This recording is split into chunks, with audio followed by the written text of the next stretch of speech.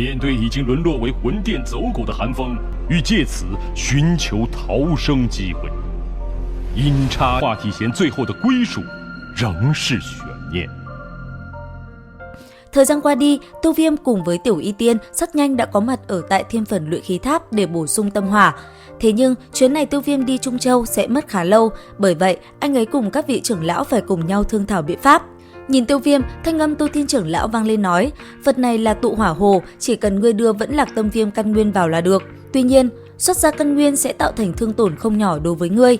Nghe vậy, Tiêu Viêm thanh âm vang lên đáp, Vẫn Lạc Tâm Viêm vốn là vật sở hữu của nội viện, chốt chuyện nhỏ này ta chắc chắn không thể từ chối. Nghe Tiêu Viêm nói thế, Tu Thiên trưởng lão gật đầu. Ngay sau đó, ông ấy liền đưa cái tụ hỏa hồ về phía Tiêu Viêm để anh ấy tìm lúc thích hợp rót Vẫn Lạc Tâm Viêm vào đó. Thế vậy, Tiêu Viêm cũng đem nó cất đi. Sau đó, mọi người lại tiếp tục cùng nhau bàn bạc một vài chuyện nữa. Tuy nhiên, đang trong lúc mọi người bàn bạc thì Tiêu Lệ hớt hải chạy tới báo tin. Theo như tin tình báo anh ấy vừa nhận được, Địa Ma Lão Quỷ đã xuất quan. Nghe vậy, tất cả mọi người mặt liền biến sắc. Nhất thời, thanh âm Tiêu Viêm lạnh lùng vang lên nói, quả thật ta đã coi thường Hàn Phong, biết vậy ngày đó nên giải quyết triệt để. Việc này cho dù Hàn Phong không đi thì sớm muộn gì Địa Ma Lão Quỷ cũng sẽ biết mà thôi. Đại trưởng lão, bây giờ phải làm gì? Nếu hắn đã muốn gây chiến, chúng ta sẵn sàng đón tiếp, ta không tin hắn có bản lĩnh san bằng Già Nam học viện. Bắt đầu từ bây giờ, Già Nam học viện sẽ tăng cường phòng vệ. Tiêu Lệ, người hãy phái thêm một vài thám tử chú ý hành động của Ma Viêm Cốc. Dứt lời, ánh mắt Tu Thiên chuyển sang hai người Tiêu Viêm nói, hai người các ngươi cũng chú ý quan sát mọi động tĩnh, nếu có gì xảy ra, hãy nhanh tay tiếp ứng. Tiêu Viêm gật gật đầu, việc này nguyên nhân hoàn toàn là do hắn mà ra, hắn tất nhiên không thể trốn tránh ở một bên.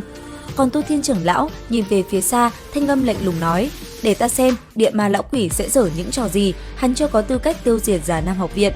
Lời nói Tu Thiên vừa dứt, không khí nơi đây nhất thời trở nên ngột ngạt, mọi người đều hiểu trang đại chiến sắp tới nhất định sẽ cực kỳ kinh khủng. Thời gian qua đi, ở phía xa, bên ngoài học viện, một chiếc thuyền lớn đang tuần tra thì bất chợt mất lái lao thẳng xuống phía dưới. Ngay lập tức, nó liền khiến đất đá rơi xuống làm cảnh tượng trở nên hỗn loạn. Lúc này, cảm nhận được nguy hiểm, tất cả mọi người đều bỏ chạy tán loạn.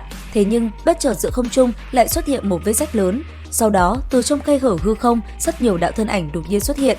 Nhìn kỹ mới thấy, người vừa xuất hiện ở giữa không trung kia chính là đám người Ma Viêm Cốc, dẫn đầu chính là Địa Ma Lão Quỷ cùng Hàn Phong.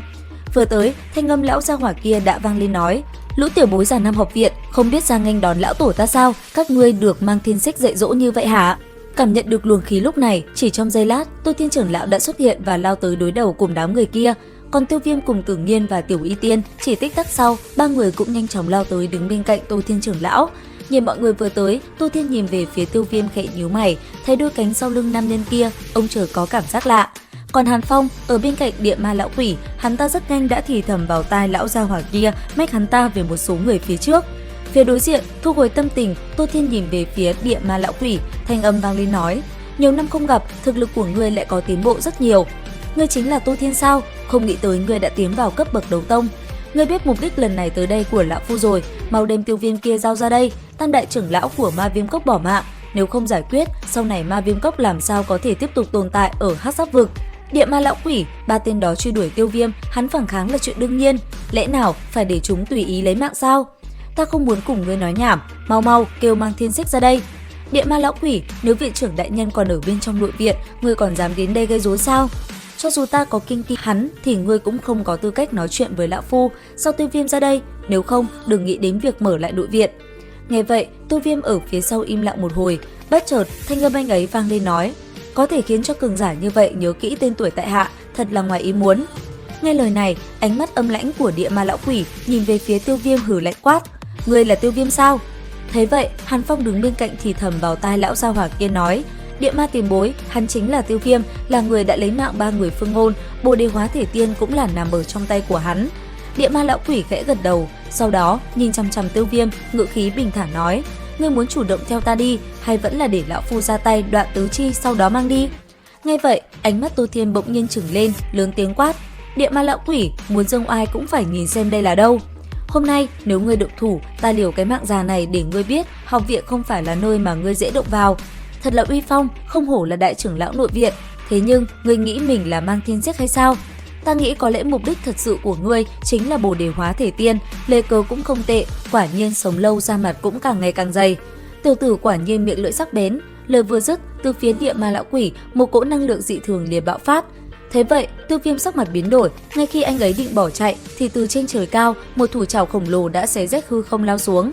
Đối diện với nó, Tiêu Viêm cứng người, thế nhưng phía sau, thân hình của Tiểu Y Tiên đã liền lao tới, sau đó đỡ thay Tiêu Viêm một chảo này.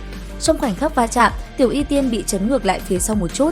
Thế vậy, Tiêu Viêm vội vàng đỡ lấy nữ nhân kia khẽ nói, không sao chứ? Không có việc gì, cẩn thận một chút, lão gia hỏa này thực lực cực mạnh. Nghe vậy, Tiêu Viêm khẽ gật đầu. Còn phía bên kia, thấy công kích bị phá, địa ma lão quỷ thanh âm vang lên nói, không ngờ tuổi còn trẻ mà đã đạt đến đấu tông, thiên phú quả nhiên không nhỏ. Ngươi nghĩ ai cũng như ngươi sao, tu luyện nhiều năm như vậy cũng không có gì tiến bộ. Nghe được lời châm chọc của Tiêu Viêm, mí mắt địa ma lão quỷ hung hăng rực rực, trong mắt hiện lên hung quang. Địa ma tiền bối không cần để ý tới tiểu tử này, trực tiếp động thủ xem hắn bắt đi, nhổ từng cái răng xuống xem còn hung hăng được nữa hay không. Tô Thiên, hãy để cho ta. Tiêu Viêm cùng nữ tử áo trắng kia liền giao cho địa ma tiền bối, lấy thực lực của ngài đi thu thập bọn họ, quả thực không khó. Địa ma lão quỷ khẽ gật đầu, sau trong hai tròng mắt xuất hiện sát ý vô cùng dữ tợn. Thấy vậy, tất cả mọi người đều đề phòng, trong cơ thể đấu khí hùng hồn chậm rãi tuôn ra, tùy thời chuẩn bị ứng phó mọi tình huống. Phía bên kia, lão gia hỏa kia lại nói tiếp, lão phun điệp tình mang thiên xích, nên cường giả của Ma Viêm Cốc ta sẽ không xuất thủ với đệ tử học viện, nhưng mà mạng của Tiêu Viêm kia thì ta tất phải lấy. Nghe được những lời này của địa ma lão quỷ, Tô Thiên âm thầm thở ra một hơi nhẹ nhõm. Còn lão gia hỏa kia, thanh âm một lần nữa vang lên nói, nghe nói tiểu tử ngươi chỉ bằng thực lực đấu hoàng có thể chống lại cường giả đấu tông. Đã vậy, ngươi cùng vị bằng hữu bên cạnh cùng xuất thủ một lượt đi, miễn cho người khác nói lão phu không cho ngươi có cơ hội. Dứt lời, hắn ta liền hướng sát ý về phía Tiêu Viêm. Phía đối diện, Tô Thiên muốn giúp đỡ thì bất chợt Hàn Phong đã chặn ông lại.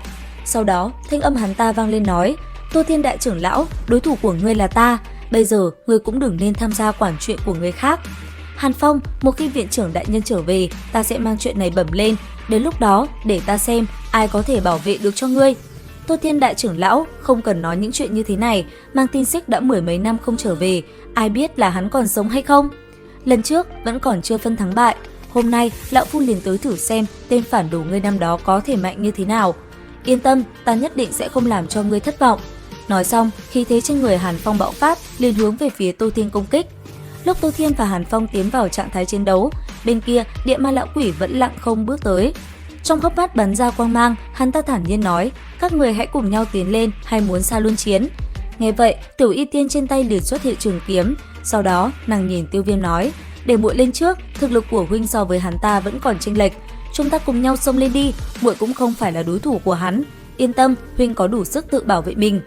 Nói đến đây, Tiêu Viêm đột nhiên quay đầu về phía sau, nhìn Tử Nhiên nói, lần này ngươi không cần nhúng tay vào, đối thủ lần này rất mạnh, không giống như những lần trước, biết chưa? Tử Nhiên vốn đang nóng lòng muốn thử sức, nghe được những lời này của Tiêu Viêm, khuôn mặt nhỏ nhắn nhất thời sụ xuống. Còn địa ma lão quỷ, hắn ta chậm rãi bước tới, thanh âm vang lên quát, phân phối xong rồi sao? Dứt lời, hắn ta như tia chớp liền lao tới. Phía bên kia, Tiểu Y Tiên cũng lập tức động thân, chỉ trong tích tắc, trường kiếm trên tay nàng đã liền phóng về phía đối thủ. Nhất thời, khi hai người va chạm, nơi đây như nổ tung bởi sóng năng lượng bạo phát, giữa không trung từng vết rách lan tràn. Hai đạo thân ảnh như tia chớp va chạm vào nhau, làm đất trời như quay cuồng, dị tượng cũng không ngừng bạo phát, làm người ta phát sợ. Cứ thế, hai người như tia chớp va chạm, mỗi lần thú trưởng đánh vào, những tia điện không ngừng xoẹt qua, làm không gian như rách ra một mảng lớn. Thế nhưng, Tiêu Viêm cũng không có để Tiểu Y Tiên một mình, rất nhanh, anh ấy đã lao tới cùng lão gia hỏa kia đối chiến. Giữa không trung, anh ấy cùng lão gia hỏa kia liên tục va chạm. Tuy vậy, do trình độ chênh lệch, anh ấy vẫn phải liên tục tránh né thủ trảo của tên kia. Thậm chí, anh ấy còn bị tên kia đả thương, thân hình bị chấn bay ngược lại đến hàng chục mét. Thấy Tiêu Viêm bị lão gia hỏa kia đánh trọng thương, Tiểu Y Tiên như phát tiết. Ngay lập tức, nàng đã liền xuất ra độc tố trong cơ thể mình. Lúc này, bầu trời biến hóa, quanh thân thể Tiểu Y Tiên đã bao trùm bởi một màu tím lịm, đôi mắt nàng cũng bị độc tố ăn sâu vào. Liệu rằng tập 82 diễn biến sẽ còn gay cấn như thế nào? Theo dõi kênh để biết thêm chi tiết các bạn nhé!